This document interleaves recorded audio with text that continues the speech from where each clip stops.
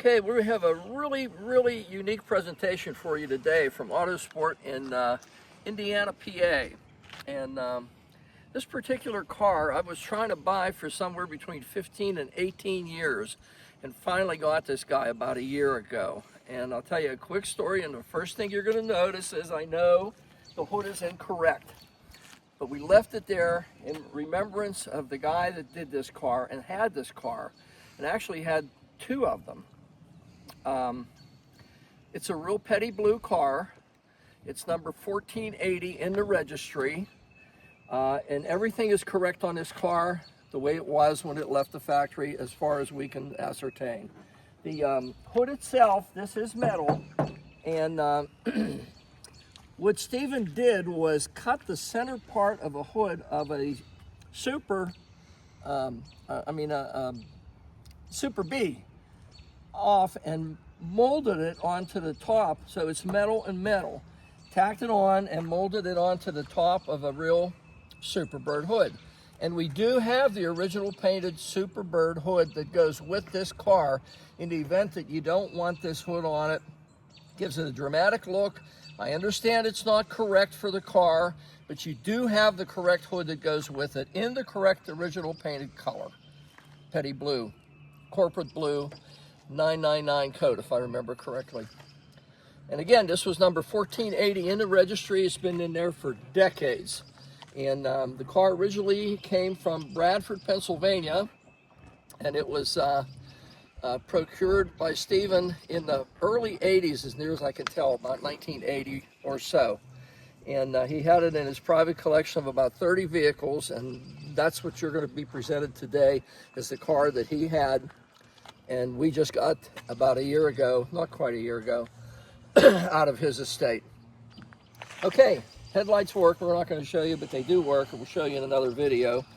The paint on the car is exemplary. You can see the fitment of the hood is as good as you would expect. These cars were kind of put together in a haphazard fashion anyway.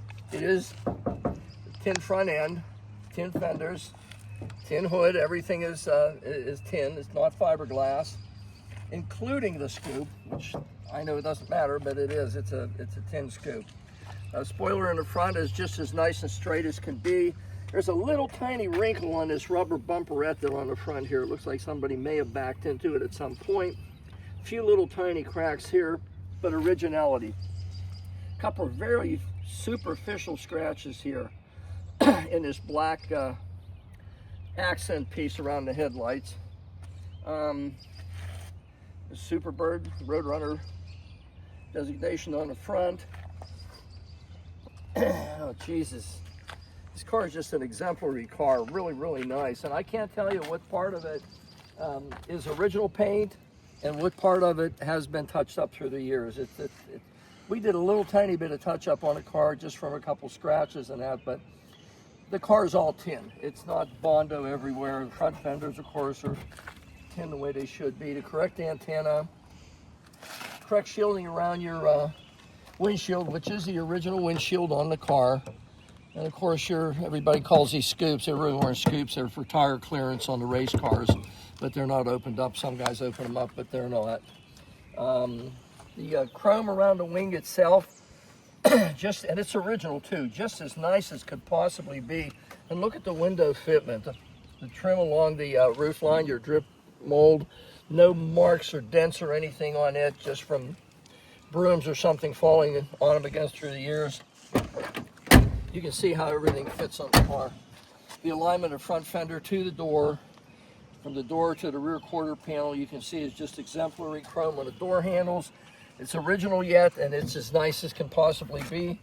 This is the original vinyl top on this car. I'm absolutely sure of it.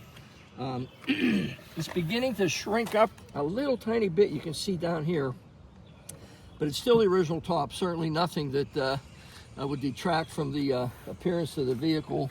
Trim around the back window and the hatch, shelf, rack, tray, whatever you want to designate it. Does have a couple of aftermarket speakers in it. They say Jensen on them. Back window again was the original back window for the car, and the impossible pieces to to get are still all the original pieces on this car where the windows were manufactured onto the Superbirds. Geez, I don't know what else to tell you. The tin, front fender, back fender, you can feel the double lipped edge the whole way down, clean down to the bottom.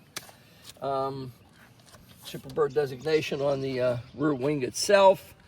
Plymouth, obviously, on the side, the way they came from the factory. The chrome on the back bumper is absolutely spotless. It can't be any nicer.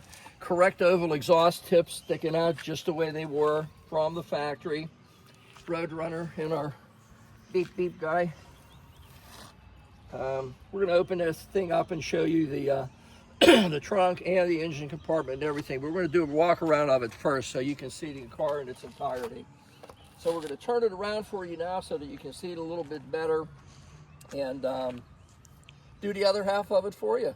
Okay, the other half of our Superbird. And one thing I do want to show, and Alex is going to show you some high resolution photography and also the picture of Richard Petty signing this vehicle, and anyone interested in it, we can give him the name and he could use it to Richard Petty and he'll authenticate the fact that he knew the guy that owned this car and he signed it off right there. And the yellow one that he had also, Richard Petty, number 43. And I have a picture of Richard Petty signing this car wing and the yellow car wing that he had. Okay, other half of our car. Again, the wing is all correct the way it should be. We'll open the trunk, show you the stop on it the way it's supposed to be, different than a regular Roadrunner. Plymouth designation down the driver's side of this guy. There is, I'm gonna have to point it out, it's not paint broken or anything else, but there's a little ding here. Something fell against it.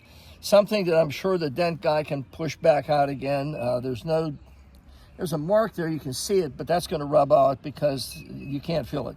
So it'll be fine. And again, you can see this, the originality of this top and its pieces and the window. So you just want to bring that out to you so that you know that mark will buff out. Yeah, it will. You can't feel it with your finger or anything. Yeah. So once the dent guy takes it out, it gets rubbed and it's gone. It's not there. Just not even a memory anymore. Same thing on this side. Triple-edged or double-edged fender lip, quarter panel.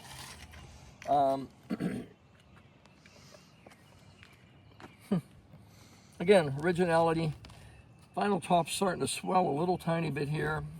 Well, not anymore because I just pushed it down and it doesn't show anymore. Anyway, original vinyl top on the car.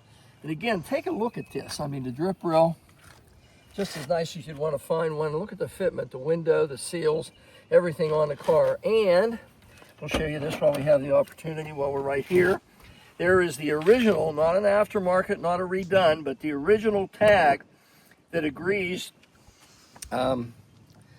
with the VIN number and the trim tag for this car. And it's still intact on the original painted Petty blue door. And you can see how it closes. Everything lines up as it should. One mirror, of course, that's the way they came. You couldn't get two in 1970. Fitment of the door to the quarter panel, spot on. Again, original door handle and still very, very nice condition. A couple little tiny marks on the mirror here. You can see the originality of it, but it's certainly nothing that you'd replace. Fitment of the door to the front fender, just spot on, can't be any nicer. Nice clear, still has the Chrysler Pentastar identification on the VIN. You can see the last time this car was on the road until we got a hold of it. Actually, I drove this car for about a week, and you can go anywhere you want in it, you know, as long as you can keep people away from you, because it draws so much attention. I mean, it's just an absolute attention getter. If you have a business and you want to bring a lot of people in, buy this guy and park it out front. You won't know what to do with all the customers. We have 4 brand new bias ply Goodyear polyglass tires on the car, just the way they would have come from the factory.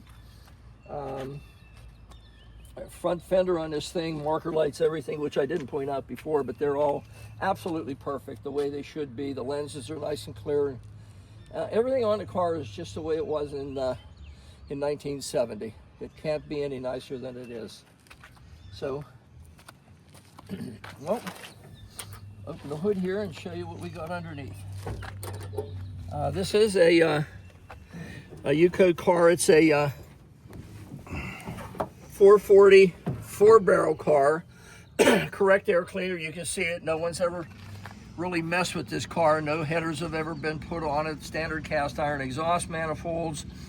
Original AVS carburetor still on it. The original radiator, core support. All this stuff is undisrupted. VIN tag, which Alice is going to show you some real high resolution photography on. It still has some of the original petty blue splatter paint on it there. Distributor cap should be tan, not blue, but that's something you'll have to live with. Original washer bottle still intact. Original beep beep horn. The engine does not have any VIN number stamped on it, so it was a, from what I understand, it was a warranty replacement back in 1971 yet. So it is a period correct casting, but a replacement engine with no numbers on the pad where the VIN number usually resides. And again, you can see the car's never been bumped in the front. Still a lot of original paint underneath it everywhere. This is still all original paint in here. Geez, I don't know what else to show you. Power steering, power brakes, obviously. Correct fan, correct valve pan covers, correct hoses, linkage. Everything on this car is correct the way it was in 1970. Can't really fault it for anything. This car is just as straight as can be. Forgot to mention, correct wiper arms and blades, both sides on this guy too. And here's the interior of the car. Original door sills are still intact. Original door panels, Armstrong windows. I've never seen one of these with power windows in it. So, original dashboard. Does not have the original radio. It has a Mickey Mouse radio in it of some sort, but original steering wheel. And by the way, this is something unusual too. The steering wheel and horn ring, and it's none of this is broken up. No cracks whatsoever in the steering wheel. None. Zero. And I think it's actual miles on the car too, Alex. What's it show? 46,000. Yeah, it's supposed to be for middle 40s for actual miles on the car. So in the undercarriage, Alice is going to have a whole load of high resolution photography for the undercarriage of this car for you to take a look at and study. But it got the original carpeting in it yet. The interior appears to be original back seat, original tray, original headliner, and it's not all stretched out and or hanging down or anything. Original sun visors. Geez, I can't really.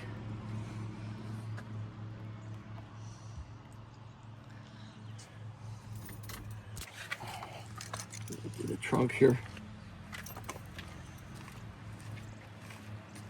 Now we do have a spare for this. I don't know where it disappeared when we were. It's at the showroom. Is it the showroom? Okay, we do have a spare. You can see the trunk goes up. It has the stops the way it should be, so that the trunk lid wouldn't hit the wing. And they put stops on them on the Superbirds only. You can see it still has a splatter undercoating, the way it came from the factory in the quarter panels. Jesus, you can see the reinforcement for your wings and where it's welded to the floor pans the way it was from the factory.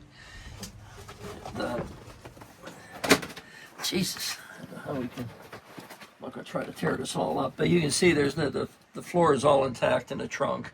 We do not have the jacks for this car. I wish we did, but we do not.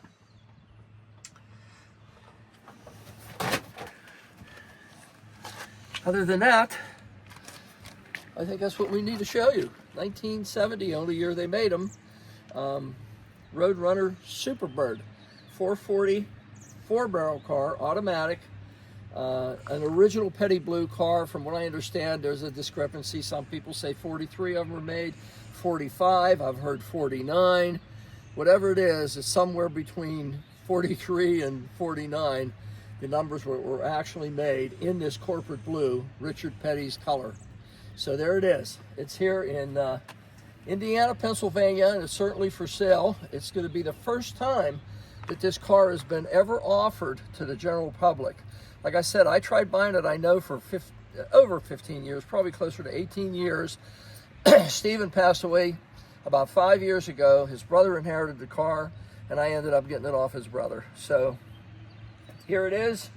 It's a real bird, number 1480. You can look it up in the Superbird registry, and it's a car that you can take and drive anywhere you want to go. Like I said, I used this car for a period last summer, and it did absolutely nothing wrong. Absolutely nothing. It's a fantastic buy. It's a fantastic opportunity to buy a piece of history that's never been offered to the public before. It hasn't gone from auction to auction to auction. So it's gone from show to show to show when Stephen had it. And now it's at Autosport in Indiana, PA. And buy the car. You're going to have something that if you park it anywhere, if you own a business, park this guy out front and you'll have to sell tickets. On our Superbird. Here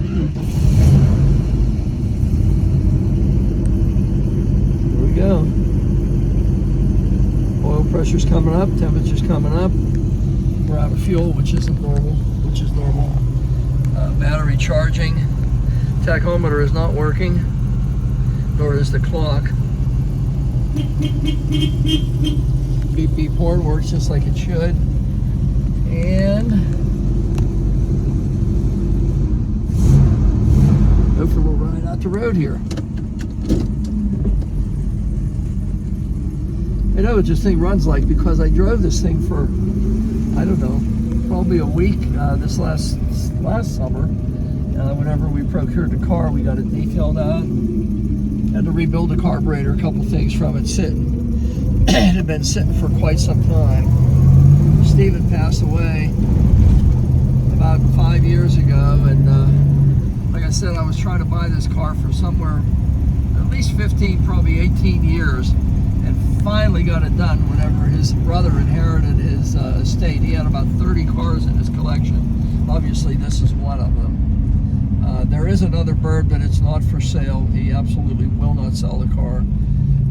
It's a yellow one. And this was his favorite. This is the one that went to all the shows.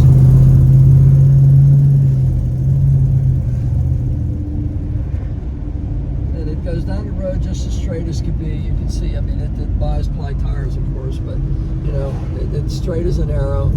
Brakes, there's a guy behind me, but we'll put him on kind of quickly here. Doesn't pull. Stop straight as can be. Brakes don't pulse or anything.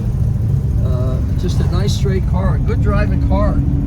Grabs a lot of attention. I mean, if anyone owns a business and wants to bring people in, buy this guy and set it out front, because no matter what, you're going to have people lined up to take a look at it. On top of everything else, it's petty blue. I mean, where are you going to get another one that's petty blue? They only made 43, 45 of them. This is one of them, number 1480 in the registry.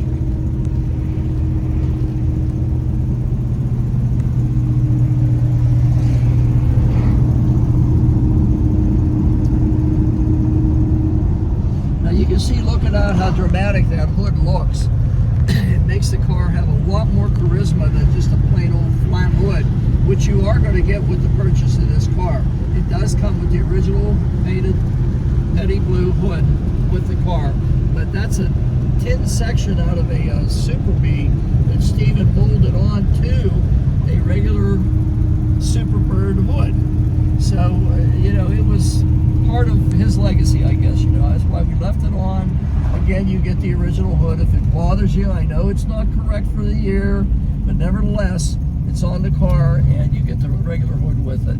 It just was so dramatic, and we kind of left it on because that's the way Stephen wanted the car. It's the way he showed the car. And from what I can see, the last time it was inspected, the sticker's still in the window, was 2001. And from what I understand, he bought this car about 1980, somewhere thereabouts. And he had a pretty extensive collection, and when he passed away, this was his favorite car. Also signed off by Richard Petty. It's on the wing, and we have a picture that you'll get with the vehicle of Richard Petty signing this wing and the yellow Superbird wing that he had.